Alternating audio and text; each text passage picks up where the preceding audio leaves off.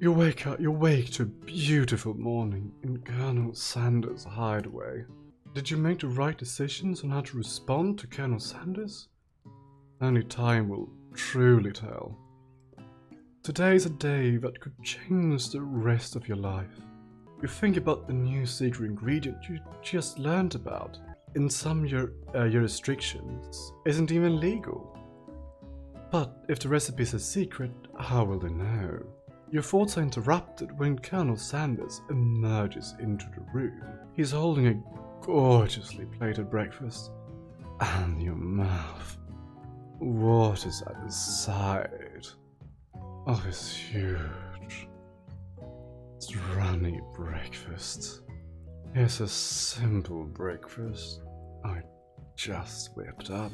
It's meticulous. You taste Colonel Sanders, and it takes you on a journey. When you return, he's waiting to ask you an important question. So, what would you say? We're a perfect match? How presumptuous. My cuisine and your taste bud. That is. Such confidence. Such grace. Could it be the world's greatest gift to cookery? You know, I think we might make a great team. A single tear begins to pool in the corner of his eyes as he gazes out of the window. His dreamy gaze. And with the right business partner, I know I can't fail. Business partner? Would I be talking to you? It's all happening so quickly. Overcome with emotion and confused by your feelings. You're on the verge of tears. Unable to speak, the only answer you can find is to run out the door and get home. There's still one more day of school after all. The University of Cooking School Academy for Learning waits for no one. You get home to find something very surprising. Your best friend is still waiting for you. Where have you been? I had one heck of a night. I've been desperate to talk to you about it. I couldn't find you. I got worried that something had happened to you. It's okay. But now that it turns out you're fine, I can finally get you up to speed on the saga of Miriam. Sorry, but you'll not believe what happened to me after school yesterday. I went on a date! I think I can believe that. Since I'd been partnered up with Clang, he asked me to go out with him. Of course, I told him you'd better keep your dials turned to be polite and respectful. I'm not that kind of girl. Oh, Miriam, we know exactly what kind of girl you are. Oh, naughty, naughty girl. But he was just interested in spending some one-on-one time together and getting to know me. So I said, yeah, sure. I can get to know the little metallic guy. Turns out, his little metallic guy isn't so little after all. Long story short, he took me skydiving with his friends, but things quickly spiraled out of control. Did you just say skydiving? As if that's a typical first date to go on with a pressure cooker. And I'm not really sure where we stand. You don't give Miriam time to tell the whole story, however. Bottling up details of your own night is just too much to bear. And I went on date too. Back to Colonel Sanders' house, where I spent a night with him. A passionate, marvelous night. I'm so tired from it. You what? Oh, nothing happened. But the emotional connection wowzers. It was so much more than just emotional connection. If being obsessed with Colonel Sanders is wrong, you don't want to be right. After a short argument, you both agree to go your separate ways. When you arrive at school, you encounter your rivals in the quad. You can tell from a distance that they're picking on Pop, though he himself might not quite grasp the fact. Of course you know he's Pop. What's a swirly? It sounds delicious. Oh, it's great. I'll order you up one right away. I'll have my swirly with sprinkles, please. Sprinkles the dog in a treat. You can get your swirly dipped too. Why don't you pick on someone your own size? Because I'm literally the biggest person at this school. There is that horse that Colonel Sanders rides to school, but who would dare to pick on such a gentle and beautiful creature? Such a marvelous... You got some nerve, Peter, suggesting I pick on a defenseless horse. Oh, he isn't defenseless. I know you're a pretty meteor, but nothing compared to his. Twisting my words, I won't have it. You clench your fist, but the injury from yesterday's mixer accident makes you wince in pain. Doesn't look like you can go on a cooking like that, might as well just give up. I'll never give up. Colonel Sanders writes just as it appears things are close to boiling over. A naturally intuitive person, he senses that something has been going on. Is everyone excited for the final day of school? Hiddock, how's the hand feeling? I'm sure you'll be back in fighting form by this afternoon. And back to fucking form as well tonight. Aren't you concerned about my hands, Colonel? Yesterday I almost broke a nail winning so hard. Technically, I don't believe a winner was decided, but your presentation was quite impressive. What are you doing complimenting her? What about the flavor of my delicately warm, gooey chocolate sauce? It was clear that you're passionate about how your food is received, considering we could see it basically dripping. That's a lot of words to say it was bland. Excuse me, Piddock. I'm more than capable enough to speak for myself. Maybe you could tell me of your thoughts as well as we walk into class, Colonel. I am always interested in discussing the fine art of fine foods. See you inside, Piddock. Annoyed by Colonel Sanders' inability to see Ashley for who you know she really is, you walk across the quad to get some distance. You tend to distract yourself from how slighted you feel by the interaction with Ashley. You take out the spellbook you recovered yesterday and starts flipping through the pages. Whoa, that's that book! It looks like bad news. It's just something I found lying around. It would appear to be some sort of grimoire, but I don't really believe in that magic. A grimoire? Like a book of spells? I don't know. Who would spend so much time decorating a magical book if it weren't really powerful? I can find one surefire way to find out. You open a page covered with arcane warnings, cause only in case of extreme emergency. This is around the edge of the page. I could use this spell here that says it will erase anyone I choose from all my memories if I scrub like Colonel Sanders. It would probably help me focus better on the upcoming final exam. That is way drastic. Couldn't you do something like anything else?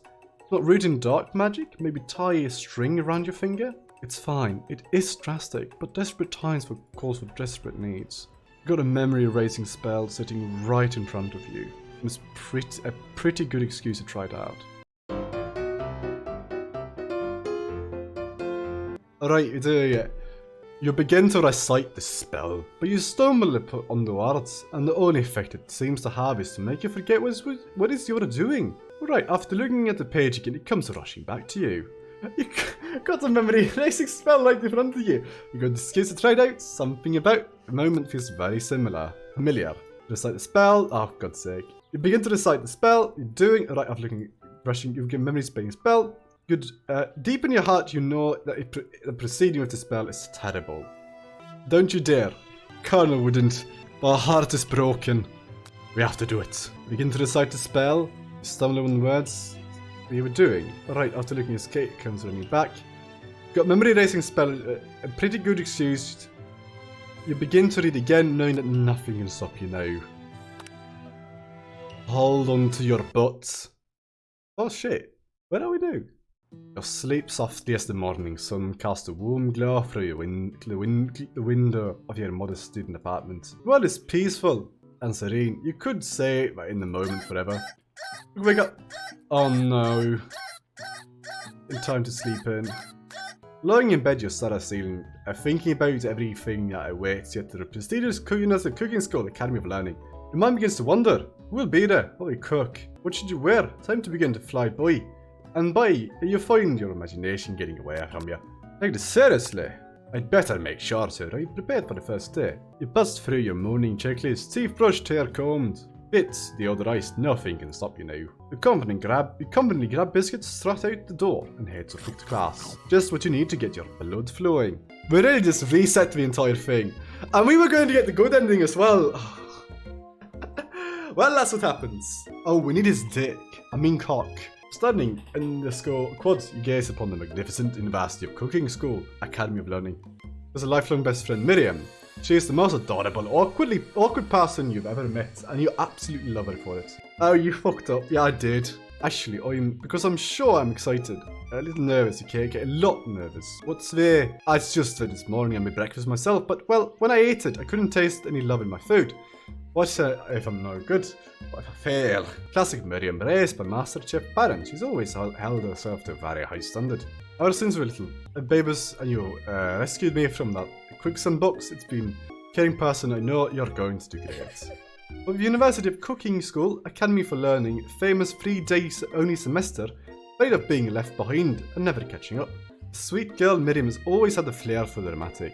This summer, she got so nervous about her first kiss that she chipped her toe of practicing American. Let's pep talk. Let's try. Can you actually send for the antagonist here?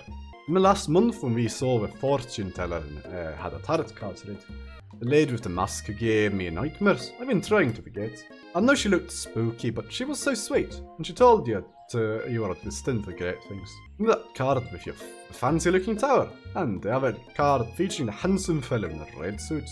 I've been waiting for so long to meet a handsome fella I could call my own, and I'm sure you will soon. In no time, we'll graduating, and you'll be delighted to fall with your heartfelt cooking in no time at all. As you talk to Miriam up, you can feel her nervous beginning to ease. You know what, maybe everything will be okay after that. And if not, at least I have these killer bangs. Can you believe I cut them myself? You can definitely believe it. I cannot believe it. Before you can get another word, you're rudely interrupted when someone smacks your honky-honks and custom-engraved measuring spoon out of your hand. Hey, it's Ashley, your arch-rival, who's totally evil, but you couldn't help but feel jealousy. She can get anything she wants and she knows us. She has some killer voice as well. Look at that. Hello, Ashley. I can see you there, chicken shins. You leave piddock shins alone, but perfectly normal shins. You can't stand Ashley. Even her name's annoying. You know for a fact that it's actually Ashley. But she had to add extra letters to make herself feel better than everyone else. If anyone knows what perfect shins look like, it's us. I disagree. Ashley's got pretty good shins. We're not going to let your really weird insults get to us. Across the crowd you see Ashley's best friend Van the Man. Van the Man, and stop to look at his own reflection in the mirror. His pants are so tight, and you can see him casually working his glutes while he styles his hair. You can also see his great bulging cock through his trousers. His tight trousers. Seeing casually, no light, they are rocking glutes, rocking dick. Van, you rang. I love this straight guy, look at him. I mean, imagine this. Imagine wearing this.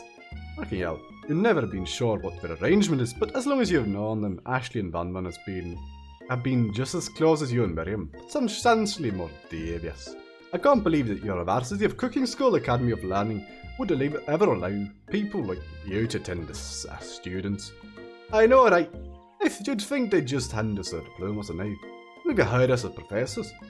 The amateurs could learn a lot from us. With the first day of school about to start, there's just no time to properly tell these two off. They're a sisters. Let's go, Miriam. Psh, see you later, laces. As you approach the door, you'll see a goofy-looking kid pushing hard against the window directly next to it. Ugh. Upsy. I did the poopsie in my pants. I think it's broken. Your butthole. You reach forward to easily pull the door open. That should do the trick. I love you. I think you mean thank you. My name is Pop. I was named after my Pop. He's old. Could someone like this also be a student at school? Must be one heck of a chief. Was his name like like Bob? But I guess he's reading it upside down. Hi, Pop. Bob.